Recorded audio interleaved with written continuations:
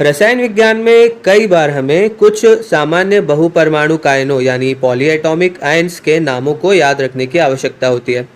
तो इस वीडियो में हम ऐसे ही कुछ महत्वपूर्ण बहुपरमाणुक आयनों के बारे में बात करेंगे। तो सबसे पहले यदि हम धनायन यानी कैटायन्स की बात करें तो यहाँ पर हमारे पास एक उदाहरण है NH4+। इसे हम अमोनियम कहते हैं। अब हमारे पास धनायन में तो सबसे महत्वपूर्ण यही है, लेकिन ऋणायनों में यानी एनायंस में हमारे पास कई सारे बहुपरमाणुक आयन हैं। तो चलिए शुरुआत करते हैं। तो सबसे पहले CH3COO-, इसे हम एसीटेट कहते हैं। फिर है Cn-, इसे हम साइनाइड कहते हैं। फिर है OH-, इसे हम हाइड्रोक्साइड कहते हैं। फिर है MnO4-, जिसे हम परमैग्नेट कहते हैं। फिर है NO3-, जिसे हम नाइट्रेट कहते हैं। और फिर है NO2-, जिसे हम नाइट्राइट कहते हैं। अब आप ध्यान दीजिए, यहाँ पर ये नाइट्रेट है और ये नाइट्राइट है, इन दोनों में अंतर है। तो आपको ये याद रखना है कि जब ये एट हमारा प्रत्यय होता है यानी सफिक्स होता है तो उसमें अधिक ऑक्सीजन होंगे आइट प्रत्यय वाले बहुपरमाणुक आयन में से। ठीक है, जैसे यहाँ पर नाइट्रेट में 3 ऑक्सीजन है और नाइट्राइट में 2 ऑक्सीजन है। इसे और बेहतर ढंग से समझने के लिए ये जो अगले 4 बहुपरमाणुक आयन है इनकी बात करते हैं। तो ये देखिए, ClO3- जो है इसे हम कहते हैं क्लोरेट, और ClO2- जो है इसे हम कहते हैं क्लोराइड। ठीक इधर जैसे हमने नाइट्रेट और नाइट्राइट में देखा था, तो क्लोरेट में ऑक्सीजन जो है वो क्लोराइड से अधिक है।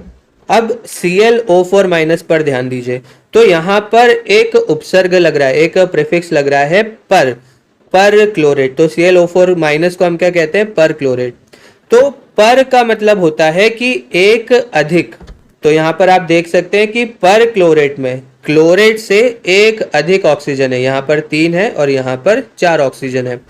फिर हमारे पास ClO- है जिसे हम हाइपोक्लोराइड कहते हैं। अब ये जो हाइपो है उसका मतलब होता है एक कम। तो हाइपोक्लोराइट में क्लोराइड से एक कम ऑक्सीजन है, यहाँ पर 2 है, यहाँ पर 1 ऑक्सीजन है।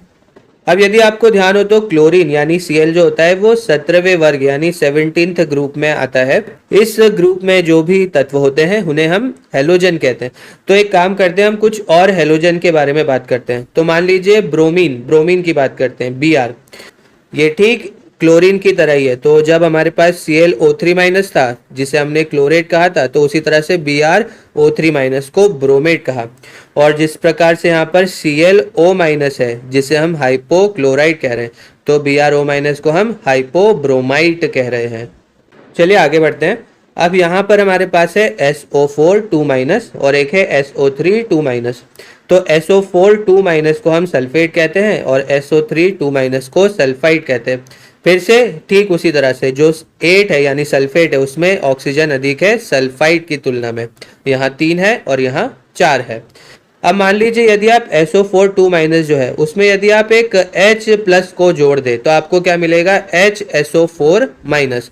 यहाँ पर ये जो हाइड्रोजन का एक धनायन है उससे ये SO4 2- का एक ऋणायन कैंसिल हो जाएगा। तो हमारे पास केवल एक ही ऋणायन बचेगा, +1 और -2 यानी कि -1। तो यहाँ पर क्या बचा? HSO4-1-। ठीक है, यहाँ पर एक ही माइनस बचा। अब इसे हम हाइड्रोजन सल्फेट भी कह सकते हैं या फिर हाइड्रोजन बायसल्फेट भी कह सकते हैं। ठीक है, अगला है CO3 2- जिसे हम कार्बोनेट कहते हैं। अब मान लीजिए फिर से हम यहाँ पर यदि एक H+ को जोड़ दे तो ये क्या हो जाएगा? HCO3-। अब अगेन यहाँ पर एक H+ है और यहाँ पर 2- है, तो एक धनात्मक से 2 ऋणात्मक गए तो एक ऋणात्मक बचा। तो HCO3-, इसे हम हाइड्रोजन कार्बोनेट या फिर हाइड्रोजन बायकार्बोनेट कहेंगे। फिर हमारे पास है PO4 3- जिसे हम फॉस्फेट कहते हैं। फिर से यदि हम यहाँ पर एक H+ को जोड़ दें तो हमें HPO4 2- मिलेगा। फिर से +1 और 3- तो हमें क्या मिलेगा? -2 मिलेगा। ठीक है, तो यहाँ पर हमारे पास क्या बचा? 2-। तो HPO4 2- को हम कहते हैं हाइड्रोजन फॉस्फेट। ठीक है, अब मान लीजिए इसमें HPO4 2- में हम एक और हाइड्रोजन का पॉजिटिव आयन जो है उसे जोड़ देते हैं, एक प्रोटॉन को जोड़ देते हैं। तो हमें यहाँ क्या मिलेगा, H2PO4 माइनस। अब यहाँ पर +1, यहाँ पर -2, तो क्या बचेगा, -1, तो इसलिए यहाँ पर -1 है। तो H2PO4 माइनस को हम डाई हाइड्रोजन फॉस्फेट कहते हैं। डाई क्योंकि यहाँ पर 2 हाइड्रोजन है। चलिए आगे बढ़ते हैं। अब हमारे पास है CrO4 माइनस, जिसे हम क्रोमेट कहते हैं। फिर यदि एक और हमारे पास यदि क्रोमियम आ जाए तो ये Cr2O7 माइनस बन जाएगा। इसे हम डाइक्रोमेट कहेंगे क्योंकि यहाँ पर 2 क्रोमियम है। फिर C2O4 माइनस को हम ऑक्जेलेट कहते हैं। O2 माइनस को हम पर ऑक्साइड कहते हैं। फिर SCN माइनस को हम थायोसाइनेट कहते हैं। अब यहाँ पर ये जो थायो है ये सल्फर को दर्शा रहा है, तो फिर S2O3 माइनस जो है इसे हम क्या कहेंगे, थायोसल्फेट। तो इस प्रकार से आप ये कुछ महत्वपूर्ण बहुपरमाणु आयनों को याद रखिएगा। इसके अलावा भी कुछ बहुपरमाणु आयन होंगे, लेकिन ये सबसे महत्वपूर्ण है। चलिए मिलते हैं अब अगले वीडियो में।